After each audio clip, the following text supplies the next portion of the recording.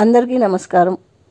ఎప్పటి నుంచో ఎదురు చూస్తున్న గ్రామవార్డు సచివాలయ బదిలీల ప్రక్రియ అయితే ప్రారంభమైంది.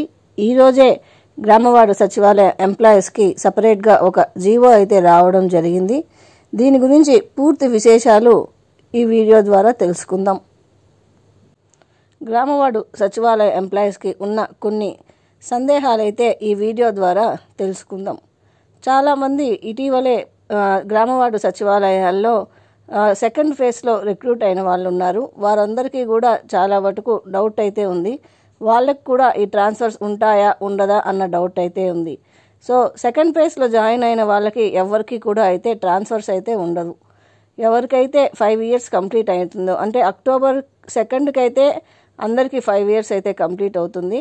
అంటే ఎవరైతే ఫస్ట్ ఫేజ్లో జాయిన్ అయ్యి ఉంటారో వాళ్ళకు మాత్రమే ఈ ట్రాన్స్ఫర్స్. సెకండ్ ఫేజ్లో జాయిన్ అయిన వాళ్ళకి ఎవరికి కూడా ట్రాన్స్ఫర్స్ అయితే ఉండదు. అదైతే గమనించగలరు. దాని తర్వాత ఈ ట్రాన్స్ఫర్స్ ప్రక్రియ అనేది ఆన్లైన్ జరుగుతుందా ఆఫ్లైన్ జరుగుతుందా అన్న డౌట్ అయితే ఉంది. మొదట ప్రతి ఒక్కరూ గ్రామవార్డు సచివాలయం .ap.gov.in అయితే ట్రాన్స్ఫర్లకు అయితే అప్లై చేసుకోవాల్సి ఉంటుంది. ట్రాన్స్ఫర్స్కి మీరు అప్లై చేసుకునేటప్పుడు మీరు 5 మండలాలను సెలెక్ట్ చేసుకోవాల్సి ఉంటుంది.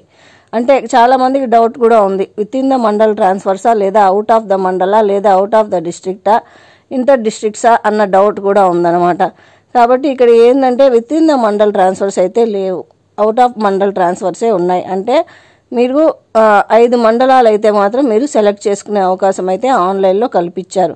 అదేవిధంగా ఇంటర్ డిస్ట్రిక్ట్ ట్రాన్స్ఫర్స్ కూడా జరుగుతాయి. అంటే మ్యూచువల్, అంటే ఇప్పుడు స్పౌస్ కానీ అదర్ డిస్ట్రిక్ట్స్లో అట్లా కానీ జాబ్ చేస్తూ ఉంటే మీరు అదర్ డిస్ట్రిక్ట్స్కి కూడా పెట్టుకునే అవకాశం అయితే ఉంది. కానీ ఇక్కడ మీరు పూర్తిగా గమనించాల్సింది ఏంటంటే అదర్ డిస్ట్రిక్ట్స్కి కానీ వెళ్ళిపోతే ట్రాన్స్ఫర్ అయినట్లయితే అక్కడ మీకు 0 సర్వీస్తో స్టార్ట్ అవుతుంది. అంటే మీకు ఇప్పటి వరకు చేసిన సర్వీస్ని అయితే పరిగణలోకి తీసుకోరు.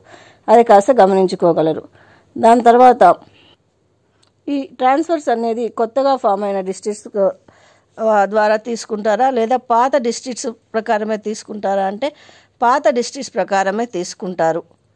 మరొక విషయం ఏంటంటే రూరల్లో ఉన్న వాళ్ళకైతే 5 మండలాలు సెలెక్ట్ చేసుకోవచ్చు. అర్బన్లో ఉన్న వాళ్ళకైతే 5 మున్సిపాలిటీస్ అయితే సెలెక్ట్ చేసుకునే అవకాశము ఆన్లైన్లో అయితే కల్పించారు. మరొక ఇంపార్టెంట్ విషయం ఏంటంటే ప్రతి ఒక్కరూ ట్రాన్స్ఫర్ అవ్వాల్సిందేనా అని చాలామంది అయితే డౌట్ అడుగుతున్నారు. ఇక్కడ జీవోలో ఇచ్చిన ప్రకారం అయితే ఎవరైతే రిక్వెస్ట్ చేసుకుంటారో ట్రాన్స్ఫర్స్ కావాలని చెప్పి ఆన్లైన్లో వాళ్ళకి మాత్రమే ట్రాన్స్ఫర్స్ అనేది జరుగుతుందన్నమాట. లేకపోతే మీరు కానీ ట్రాన్స్ఫర్స్ ఆన్లైన్లో కానీ పెట్టుకోకపోతే జరగదు. కానీ ఇక్కడ ఇంకొక పాయింట్ కూడా ఇచ్చారు.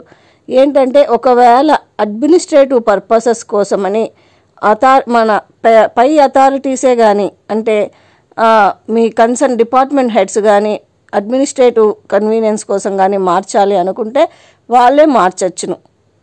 లేదంటే మీరు మారాల్సిన అవసరం అయితే ఉండదు. మీకు ఎవరికైతే ఆన్లైన్లో ట్రాన్స్ఫర్స్ కావాలి అని పెట్టుకుంటారో వాళ్ళు మాత్రమే మారవలసి వస్తుంది. లేకపోతే మారాల్సిన అవసరం అయితే ఉండదు. ట్రాన్స్ఫర్స్ అయితే జరగదు వాళ్ళకి. మన హెడ్ ఆఫ్ ద డిపార్ట్మెంట్స్ ఒకవేళ మార్చాలనుకుంటే మాత్రము మారిపోవాల్సి వస్తుంది. అక్కడ మాత్రం తప్పదు.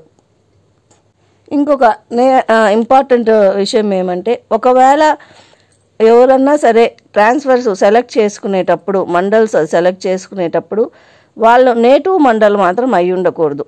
నేటివ్ మండల్ అయితే మాత్రం అక్కడ ట్రాన్స్ఫర్స్ చేయరు. దాని తర్వాత ఒకవేళ ఎంక్వైరీలో కానీ వాళ్ళు నేటివ్ మండల్ అన్నది కానీ తెలిస్తే మాత్రం వాళ్ళపైన సీరియస్ యాక్షన్ అయితే తీసుకుంటారు. కాబట్టి ఇచ్చిన 5 మండల్స్లో మీరు నేటివ్ మండల్ కాకుండా మీకు దగ్గరలోని ఏదైనా మండల్ అయితే సెలెక్ట్ చేసుకోవచ్చును.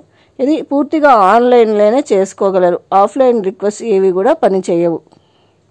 అదేవిధంగా ఎవరిపైనన్నా కూడా డిసిప్లినరీ యాక్షన్స్ కానీ తీసుకొని ఉంటే అప్పుడు అక్కడ కూడా వాళ్ళు ట్రాన్స్ఫర్స్ ఆన్లైన్ పెట్టుకున్నా కూడా అక్కడ జరగదు.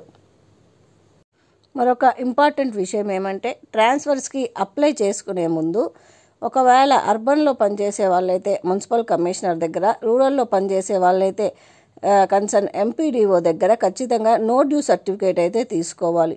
నో డ్యూ సర్టిఫికేట్ తీసుకున్న తర్వాతనే మీరు ట్రాన్స్ఫర్కి అయితే అప్లై చేయవలసి అయితే ఉంటుంది. నో డ్యూ సర్టిఫికేట్ అయితే మ్యాండేటరీ అని చెప్పి మాత్రం జీవోలో అయితే చెప్పి ఉన్నారు. ఇప్పుడు ఎన్ని రకాల ట్రాన్స్ఫర్స్ అయితే చేస్తారు అన్నది తెలుసుకుంటాం. ఇప్పుడు with in the district transfers అయితే జరుగుతుంది, ఇంటర్ డిస్ట్రిక్ట్ ట్రాన్స్ఫర్స్ అయితే జరుగుతుంది. అంటే కేటగిరీ ఏ కింద with in the district transfers ఉంటుంది, కేటగిరీ బి కింద ఇంటర్ డిస్ట్రిక్ట్ ట్రాన్స్ఫర్స్ అయితే ఉంటుంది.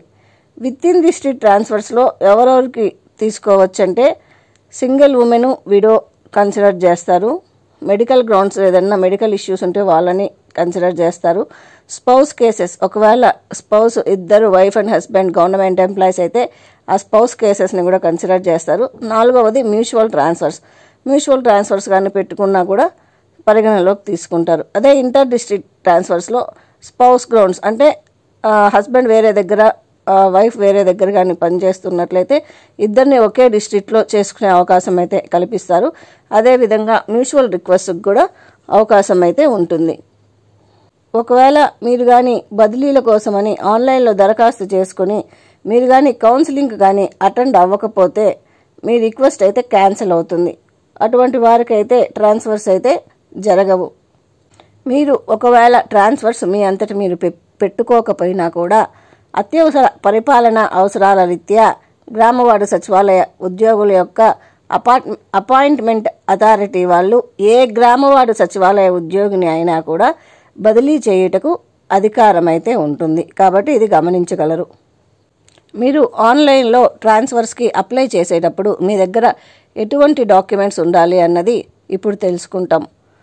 ఖచ్చితంగా ప్రతి ఒక్కరూ ట్రాన్స్ఫర్కి అప్లై చేసే వాళ్ళకైతే నో డ్యూ సర్టిఫికేట్ మాత్రం ఉండాలి. అంటే మున్సిపాలిటీలో పనిచేసే వాళ్ళకి మున్సిపల్ కమిషనర్ దగ్గర, అదే మండలంలో పనిచేసే వాళ్ళకి ఎంపీడీఓ దగ్గర నో డ్యూ సర్టిఫికేట్ అయితే తీసుకుని రెడీగా పెట్టుకొని ఉండాలి. ఒకవేళ విడోస్ కానీ ట్రాన్స్ఫర్స్కి అప్లై చేస్తూ ఉంటే హస్బెండ్ డెత్ సర్టిఫికేట్ అయితే ఖచ్చితంగా ఉండాలి. అదేవిధంగా స్పౌస్ గ్రౌండ్స్ కింద కానీ ట్రాన్స్ఫర్ అడుగుతూ ఉంటే స్పౌస్ యొక్క ఎంప్లాయీ ఆథరైజేషన్ లెటర్ ఉండాలి, దాంతోపాటు ఎంప్లాయీ యొక్క ఐడి కూడా ఉండాలన్నమాట. దాని తర్వాత ఒకవేళ మెడికల్ గ్రౌండ్స్లో కానీ ట్రాన్స్ఫర్ అడుగుతూ ఉంటే మెడికల్ బోర్డు దగ్గర నుంచి ఒక లెటర్ అయితే ఉండాలి. అంటే ఒకవేళ మీ ఇంట్లో వేరే వాళ్ళు ఎవరన్నా సఫర్ అవుతూ ఉంటే లైక్ హార్ట్ డిసీజెస్ కానీ లేదా క్యాన్సర్ కానీ లేదా neuro surgeries, kidney transplantation, bone TB ఇటువంటివి కానీ మీ యొక్క డిపెండెన్స్ కానీ సఫర్ అవుతూ ఉంటే వాళ్ళ యొక్క మెడికల్ సర్టిఫికేట్స్ కూడా కావాల్సి అయితే ఉంటుంది. మీరు అప్లై చేసేటప్పుడు అవన్నీ కూడా మీరు అప్లోడ్ చేయవలసి అయితే ఉంటుంది. ఒకవేళ కానీ మీరు మ్యూచువల్ ట్రాన్స్ఫర్కి కానీ అప్లై చేస్తూ ఉంటే మీకు అదర్ సచివాలయం ఎంప్లాయీ యొక్క CFMS ఐడి అయితే ఖచ్చితంగా అయితే తెలిసి ఉండాలి. అది పెట్టుకుని మీరు ఎంటర్ చేయవలసి అయితే వస్తుందన్నమాట ఆన్లైన్లో. మరి దీనికైతే మీకు ఆన్లైన్లో అప్లై చేసుకోవడానికి చివరి తేదీ వచ్చి 27వ తేదీ ఆగస్ట్. సో ఈ నెల 27వ తేదీ ఆన్లైన్లో అప్లికేషన్ సబ్మిట్ చేసేసేయాల్సి వస్తుంది. దాని తర్వాత మీకు ఆన్లైన్లో అప్లై చేసిన తర్వాత మీరు ప్రిఫరెన్స్ అదంతా కూడా సెలెక్ట్ చేసుకోవడానికి డౌన్లోడ్ చేసుకోవడానికి 28th అయితే లాస్ట్ డేట్ ఇచ్చారు. దాని తర్వాత physical counselling and issuing transfer proceedings వచ్చి 29th నుంచి 30th మధ్య ఇస్తారు. 29th కానీ 30th కానీ ఫిజికల్ కౌన్సిలింగ్ అయితే ఉండే అవకాశం అయితే ఉంటుంది. ఒకవేళ ఏదైనా గ్రీవెన్స్ ఉన్నట్లయితే 30వ తేదీ లోపలే మీరు సబ్మిట్ చేయవలసి అయితే ఉంటుంది. ఇదండి ఈరోజు ఇష్యూ చేసిన గ్రామవార్డు సచివాలయ ట్రాన్స్ఫర్స్ గురించి కంప్లీట్ ఇన్ఫర్మేషన్. మీకు ఏదన్నా డౌట్స్ ఉంటే దీని మీద నాకు కామెంట్ రూపంలో తెలియజేసినట్లయితే మీకు మరింత ఇన్ఫర్మేషన్ అయితే ఇవ్వగలను. మీకు ఈ వీడియో నచ్చినట్లయితే మా ఛానల్ని తప్పకుండా సబ్స్క్రైబ్ చేసి లైక్ చేసి షేర్ చేయండి. మరిన్ని అప్డేట్స్ కోసం మా ఉచిత సమాచారం ఛానల్ని రెగ్యులర్గా చూస్తూ ఉండండి. Thank you very much.